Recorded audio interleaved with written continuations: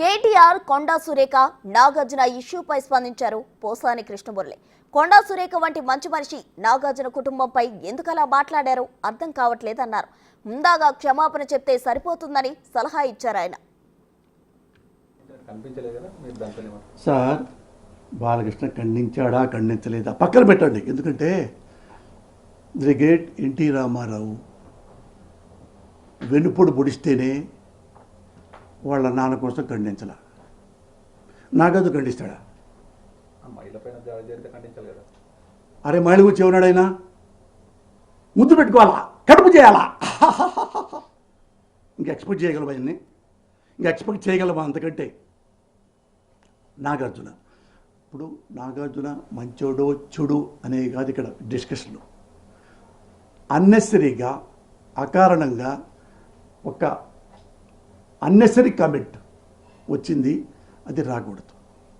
నాకు తెలిసి కొండా సురేఖ మేడం నాకు 25-30 ఏళ్ళు తెలుసు. వాళ్ళ మొత్తం మురళి గారు కూడా మంచి మనిషి. కొండా సురేఖ గారు రియల్లీ ఐమ్ టెలింగ్ యూ, చాలా హంబుల్గా ఎప్పుడు నవ్వుతూ ఉంటుంది, ఫ్రెండ్లీగా ఉంటుంది, చాలా మంచి ఆమె. మరి ఎందుకు నోరు జారిందో అది మేడమే ఆలోచించుకోవాలి. బట్ జారిన అన్బేరబుల్ కామెంట్, అది చాలా తప్పు. మేడం మీరంటే నాకు చాలా గౌరవం. ఎందుకంటే ఎవరైతే మీరు కామెంట్ చేశారో నాగార్జున చాలా హంబుల్ మ్యాన్, చాలా ఫ్రెండ్లీ నేచర్. నాకు 40 ఏళ్ళ నుంచి తెలుసు నాగార్జున గారు. ఎవ్వరికి హామ్ చేసే మనిషి కాదు. అలాంటి మంచి మనిషిని